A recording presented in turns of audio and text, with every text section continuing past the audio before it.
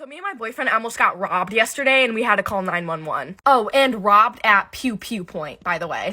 Anyways, so basically my boyfriend has been trying to sell his car, and yesterday morning, he finally got somebody who wanted to buy his car. But there were a lot of red flags about this dude. One, he was offering my boyfriend $1,800 when he only had the car listed for $1,500. So he was offering my boyfriend $300 more. That's weird. And second off, this dude was from the south side of Chicago, which is not a great place. So that's like 2 red flags right there. I tell my boyfriend, don't do it. It seems weird, and I had a very bad feeling. But my boyfriend was like, no, I need to sell this car. I need the money. I'm like, okay, fine. So he ends up meeting this random dude at a Walmart alone. Yes, he just met up with some random dude alone at Walmart. And by the way, it was dark outside. So once I find out that he's meeting this dude alone, I get in my car and I drive over to the Walmart where he was meeting the dude. I pull up there and immediately I am like, what is going on? The dude who was buying the car brought like 4 of his big friends with him in this like SUV with no license plate on it. And the car was like packed just full of big dudes. And then it was my small, tiny, skinny boyfriend alone. And I pull up and it's just me. I pull up and I'm just like watching the whole thing go down. I'm getting a lot of bad vibes. And my boyfriend comes up to my car and he's like, oh, he's gonna buy it. I'm like, okay, cool. Like, okay, just get in my car, like, cool. And my boyfriend's like, well, here's the issue. The dude said that he doesn't have his money on him, so we're gonna run to the bank. I'm like, a little weird that he didn't bring money with him to buy a car, but okay. So my boyfriend just tells me to follow them so that as soon as he gets the cash out, he could just get in my car and then the guy will take his car. I'm like, okay, cool. So the dude who's buying the car is driving. My boyfriend's in the passenger seat and I'm in my car following them. And this is where things get crazy. I'm following them, assuming that we're going to a bank down the road because there's like 30 banks down the road from the Walmart. No, they end up getting on the interstate. I'm like,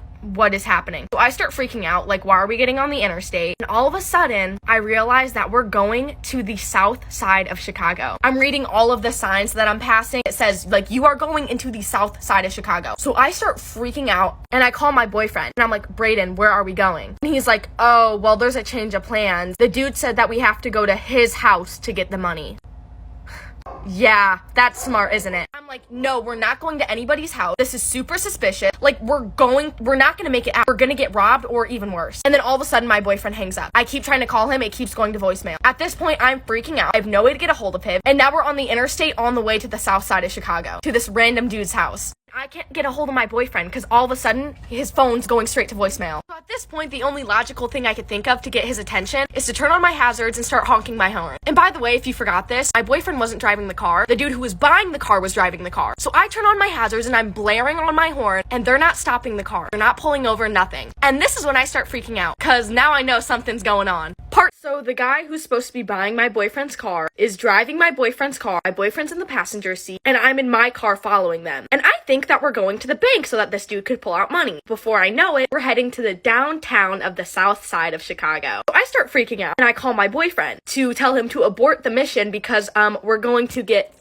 And he tells me that we're not going to a bank. We're going to this dude's house in Southside Chicago to get his money. I tell him, no, we can't do that. And then all of a sudden, the call goes to voicemail. Hangs up. I keep trying to call him, goes straight to voicemail. So I turn on my hazards to try to get them to pull over on the interstate. And they're not pulling over. I'm honking my horn, the dude's not pulling over. This is when I know something is wrong. Because my boyfriend, I know, is telling the dude, hey, my girlfriend's hazards are on, like, we need to pull over. But the dude is refusing to pull over. My boyfriend's literally like, yo, dude, like, my girlfriend's in trouble. Like, we need to pull over. And the dude's like, nah, we can't. So now this dude's, like, technically taking my boyfriend hostage. So the only thing I could think of to do is to call my stepdad. And I tell him everything that's going on. I tell him that I'm alone in my car. And my boyfriend's alone in the car with some random dude. We're on our way to the south side of Chicago to this dude's house to get money. My stepdad starts freaking out. He's like, okay, your mom's gonna call 911. I wish I could show you guys the call receipt, but my mom has a flip phone and it doesn't show that she called 911, but I promise you she did. And she's on the phone with 911 asking for my location, yada yada, all the 911 questions. And at this point, we are already getting off the interstate and in the middle of the ghetto of the south side of Chicago. And since we're off the interstate, we're on a 2-lane like road. So I pull up next to my boyfriend's car and I roll down my window and I'm like, I can't go. Like,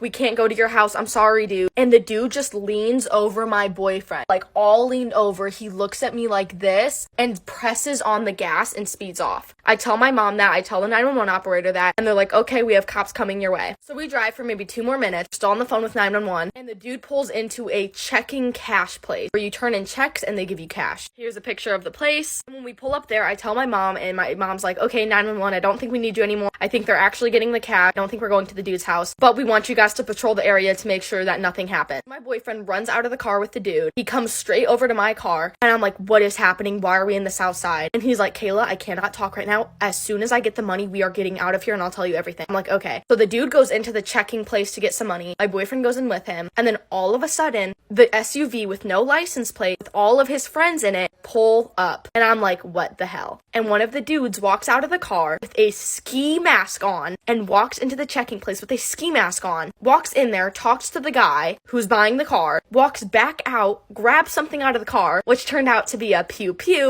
and walks back into the checking place. And as I'm sitting here, cops are down the road with their lights on watching us, making sure that I'm okay. Like, the whole thing's like, yeah, this is them. There was like 3 cops lights on down the road watching us. So we called 911 and the cops were like literally watching us. They were down the road watching us, making sure nothing was happening. And my boyfriend, the guy who's buying the car, and his friend with a pew pew are inside the checking cash place getting money. They're in there for like 30 minutes, and surprisingly my boyfriend comes back with the money. My boyfriend gets in the car and he's like, we are leaving now, go. I slam on the gas and we are heading right back to my mom's house. So basically, here's what happened from my boyfriend's point of view. When the guys showed up, it was like 4 really big dudes. My boyfriend already felt intimidated because he was there alone. The guy who's buying the car got out of the car that they came in and told him that if he was going to try any funny business, he had a pew pew with him. He was basically threatening to pew pew him if my boyfriend pulled any funny business, yada yada. So the guy told my boyfriend that he also had cash in hand, like he had cash on him. So when the guy said, yeah, I'll buy the car, my boyfriend was expecting for him to just hand him the money. When he told him that we had to go to his house to get the money, my boyfriend was like, yeah, I'm sorry, I can't do that. But the guy was like, nope, we're not pulling any funny business, because remember what will happen. So my boyfriend was basically forced to get into the car with him and like go wherever he wanted to go. Otherwise he would be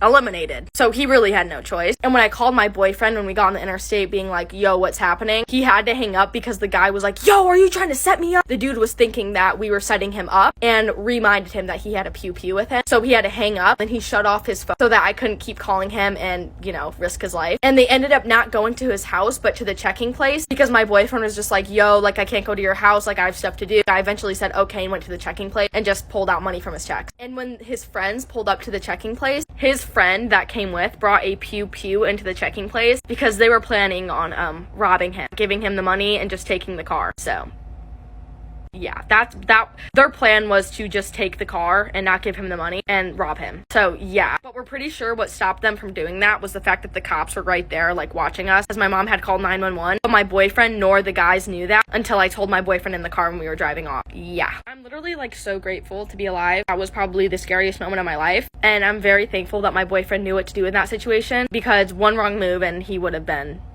eliminated. So that was scary. I honestly do not blame you if you think this is fake, because this was unreal and I literally could not believe this happened. And when I say I had a full-blown anxiety attack, I was shaking. I was literally shaking. I was dissociating. I could not believe it. And to make matters worse, my boyfriend is at my mom's right now. We were upstairs eating Panera. I had just posted part 1 of the story, and as soon as it posted, he got a call from the dude, yeah. He got a call from a Chicago area code. So yeah, it was the dude calling him. We're pretty sure it's about the story time. I don't know. But yeah, he called my boyfriend. So he still is in contact with him. Yeah, little nervy, a little nerve-wracking, because yeah, if these dudes are seeing this, listen, you guys just made us very nervous, at least me very nervous, so no blame on you. It was just very scary. Bring cash next time. That's how you buy a car, you bring cash. Moral of the story is, don't sell your car on Facebook Marketplace.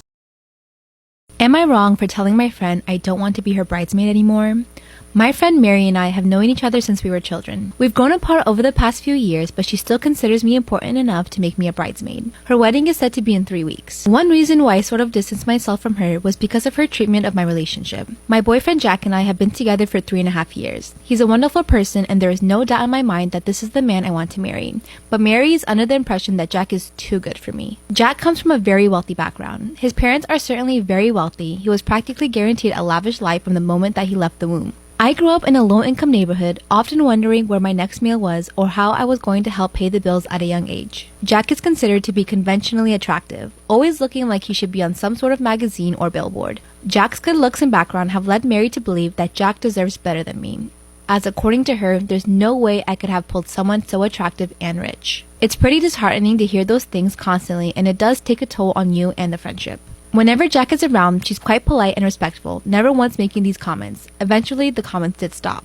Mary invited me for lunch with her fiancé and his friend Gary. From the moment I arrived, Mary and her fiancé were consumed in their own conversation, paying no attention to the both of us. It was fine, as Gary seemed to be a great guy and we easily chatted. He asked me why I was single, and I told him that I was in a happy, committed relationship. He was very taken aback by my answer. He told me that Mary had set up a blind double date of sorts for the both of us. I was very confused and slightly angry. I didn't want to be confrontational at lunch, especially in public, so I just carried on with the lunch. Luckily, Gary wasn't upset and ended up making a few jokes about the whole ordeal. I called Mary later on in the day and asked her a ton of questions about why she thought it was okay to do that. At first, she tried to deny it, but then she tried to justify it by saying that